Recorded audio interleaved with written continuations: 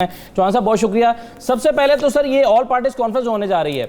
अब all parties conference को आप किस तरह से देख रहे हैं? एक इससे पहले जो प्रेस ऑल पार्टीज कॉन्फ्रेंस हुई थी वो मौलाना फजलुर रहमान साहब ने होस्ट की थी और उसके बाद हमने देखा जरा धरना वरना हुआ था। ये मूड इस वक्त ऑपोजिशन, अगरचे ऑपोजिशन का नहीं लग रहा, लेकिन बहरहाल हुकूमत इस ऑल पार्टीज कॉन्फ्रेंस को किस तरह से देख रही है? ऑपोजिशन ने इसमें इत्तफाक कर लिया। बिस्मिल्लाहिर्रहमानिर्रहीम। देखें, बात यह है कि आल पाकिस्तान लूटमार एसोसिएशन, जिसको मुत्तहिदा अपोजिशन कहते हैं आप, मैं उसको आल पाकिस्तान लूटमार एसोसिएशन कहता हूँ, उन्हें करप्शन की एबीसी और करप्शन पे जब पकड़े जाएं तो उससे बचने के लिए एपीसी, दोनों में उनको जनाब बड़ा फन हासिल है, बड़ा सुर और गुर हासिल है। करप्शन की एबीसी और जनाब करप्शन की पकड़ से बचने के लिए एपीसी। अच्छा, पहली चीज। दूसरी बात, मुझे ये बताएं, शाद अहमद आरिफ साहब बड़े सीनियर जर्नलिस्ट, आप भी माशाल्लाह बड़े अच्छे सीनियर एंकर हैं, आप बताएं पिछले पौने 2 साल से कोई 75 तो एपीसी ये कर चुके हैं, लेकिन हासिल क्या हुआ इन्हें? शर्मिंदगी, रुसवाई, जगहसाई, इसके अलावा तो कुछ हासिल नहीं हुआ। और अभी शाद आरिफ साहब जो तज्जिया कर रहे थे 100% करेक्ट है। मुझे भी 38 साल एज अ सियासी कारकुन इस पाकिस्तान के अंदर हो गए हैं। हमने इनकी सारी लूटमार का दौर पिछला देखा हुआ है, हमारे टिप्स पे है। इनका आलम यह है कि इनके हाथों की लगाई हुई वजीर आजम पाकिस्तान इमरान खान साहब और पीटीआई की हुकूमत अपने दांतों से खोल रही है, अपने दांतों से। और अल्लाह पाक का करम है, कोविड-19 आने से पहले सारी दुनिया शाहिद है कि 2019 के नवंबर से स्टार्ट होके फरवरी मार्च 2020 तक आप देख लें, आपको पाकिस्तान की मईशत के माइक्रो और मैक्रो लेवल के तमाम इंडिकेटर्स के अंदर बड़ी वाज़ेह बेहतरी आना शुरू हुई, नजर आया। 21 अरब डॉलर का आपका करंट अकाउंट खसारा तकरीबन के करीब जो है वो खत्म हो गया। और इसके अलावा पाकिस्तान की कौन सी कारपोरेशन मुनाफे में थी, पाकिस्तान का कौन सा अदारा मुनाफे में था? पाकिस्तान के अंदर 10 अरब डॉलर की जनाब स्टेट डिपार्टमेंट बताता है जनाब के 10 अरब डॉलर की मनी लॉन्ड्रिंग पिछले 10-12 सालों से जना वो सालाना होती थी। लूट मार का बाजार गर्म था। इस हालत में 4 या 5 मेंबर्स के फर्क पे, और वो भी इत्तेहादी साथ हो, एक हुकूमत कायम करके इमरान खान साहब के हवाले हुई, जैसे भी हुई, अल्लाह ताला की तरफ से हुई, कुदरत की तरफ से हुई। उसके अंदर हमने अपना जान लगा के इस चीजों को स्टेबल किया और बीच में कोविड-19 आ गया। लेकिन फिर भी कोविड-19 के ऊपर जो एक्स्ट्रा ऑर्डिनरी किस्म की जनाब पॉलिसी इमरान खान साहब ने दी कि आवाम को भी रुस्वा नहीं होने दिया, गरीब को भी रुस्वा नहीं होने दिया, मिडिल क्लास को भी रुस्वा नहीं होने दिया, और फिर बेहतरीन प्रिवेंशन और रिलीफ मेजर्स भी दिए। और आज पिछले 5-6 दिन से आप देख रहे हैं कि कोविड-19 के असरात भी दिन ब दिन कम होना शुरू हो गए। अच्छा चौहान साहब, एक चीज मैं आपसे और जानना चाह रहा था। एक पहले मैं एहसन इकबाल साहब को आपको सुनवाता हूँ, जरा एहसन इकबाल साहब को सुनिए। 5.5% के हिसाब से ग्रोथ हो रही थी और उसके बाद क्या हाल हो गया, जरा सुनवा दीजिएगा। 5.5% ग्रोथ रेट छोड़ के गए थे हम। पाकिस्तान को ऐसी हालत में छोड़ के गए थे कि पाकिस्तान पूरी दुनिया के सरमायाकारों के लिए मकनातीस बन गया था। हमें वो पाकिस्तान मिला था जहां 18 घंटे बिजली नहीं आती थी। हम लोड शेडिंग को खत्म करके आपके हवाले पाकिस्तान करके गए। इंडस्ट्रियल सेक्टर तरक्की कर रहा था, हमें गंदम दरामद करने की जरूरत नहीं थी। हमने फूड सिक्योरिटी के साथ पाकिस्तान आपको दिया। आप हमसे किस बात का हिसाब लेते हैं? आप इस बात का हिसाब दें कि एक तरक्की करता हुआ पाकिस्तान, एक हंसता बसता पाकिस्तान आपने 2 साल में कैसे उजाड़ा है? जी फैजल चौहान साहब, इसका जवाब दीजिएगा सर। यार असदुल्ला भाई, आप किस बंदे की बात सुना रहे हैं?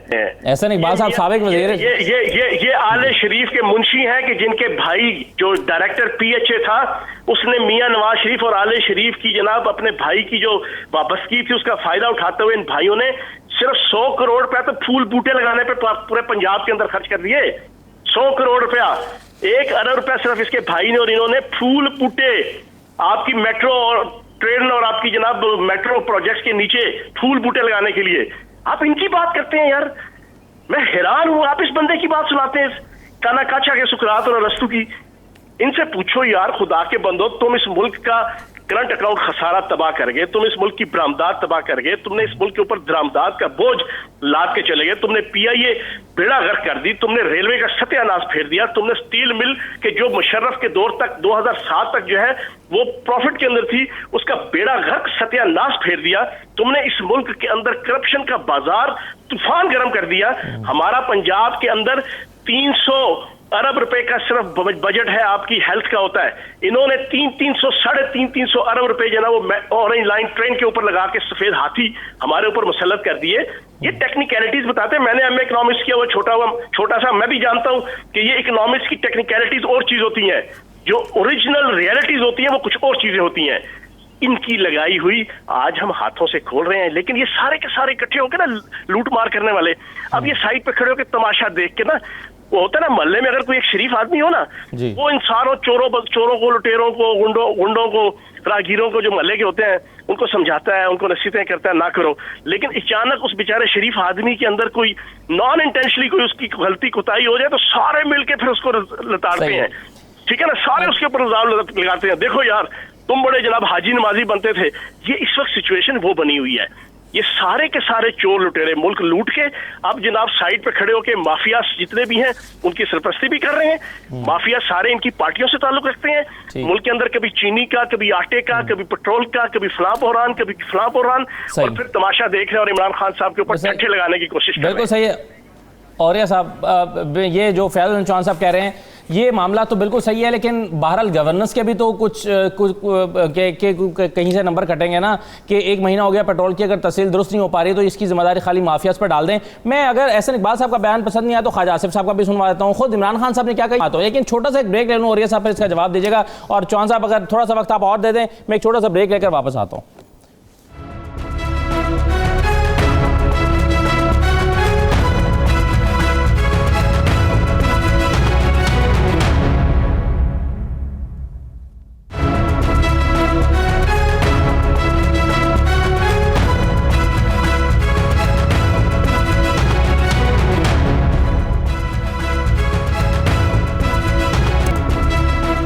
दोबारा आपको खुशामद कहते हैं। औरिया साहब, एक तो इमरान खान साहब ने खुद जो कुछ कहा उसका जवाब में एहसन इकबाल साहब की गुफ्तगू तो मैंने पहले सुनवा दी, ख्वाजा आसिफ साहब ने बयान दिया, पहले सुन लीजिएगा जरा इमरान खान साहब ने कल क्या कहा था।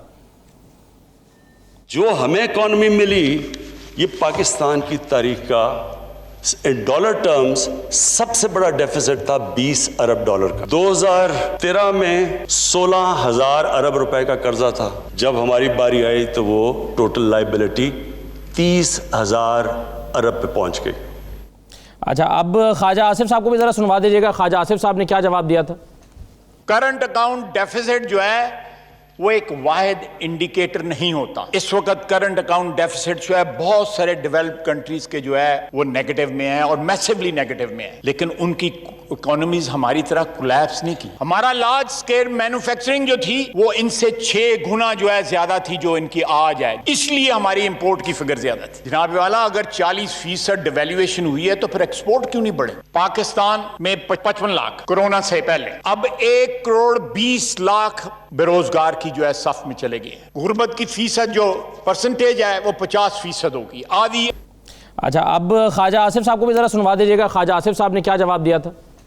करंट अकाउंट डेफिसिट जो है वो एक वाहिद इंडिकेटर नहीं होता। इस वक्त करंट अकाउंट डेफिसिट जो है बहुत सारे डेवलप्ड कंट्रीज के जो है वो नेगेटिव में है और मैसिवली नेगेटिव में है, लेकिन उनकी इकोनॉमीज हमारी तरह कोलैप्स नहीं की। हमारा लार्ज स्केल मैन्युफैक्चरिंग जो थी वो इनसे 6 गुना जो है ज्यादा थी जो इनकी आज है, इसलिए हमारी इंपोर्ट की फिगर ज्यादा थी। जनाब वाला, अगर 40% डिवैल्यूएशन हुई है तो फिर एक्सपोर्ट क्यों नहीं बढ़े। पाकिस्तान में 55 लाख कोरोना से पहले, अब 1 करोड़ 20 लाख बेरोजगार की जो है सफ में चले गए। गुर्बत की फीसद जो परसेंटेज है वो 50% होगी आदि आबादी नहीं की। हमारा लार्ज स्केल मैन्युफैक्चरिंग जो थी वो इनसे 6 गुना जो है ज्यादा थी जो इनकी आज है, इसलिए हमारी इंपोर्ट की फिगर ज्यादा थी। जनाब वाला, अगर 40% डिवैल्यूएशन हुई है तो फिर एक्सपोर्ट क्यों नहीं बढ़े। पाकिस्तान में 55 लाख कोरोना से पहले, अब 1 करोड़ 20 लाख बेरोजगार की जो है सफ में चले गए। गुर्बत की फीसद जो परसेंटेज है वो 50% होगी आदि। अच्छा, अब ख्वाजा आसिफ साहब को भी जरा सुनवा दीजिएगा, ख्वाजा आसिफ साहब ने क्या जवाब दिया था।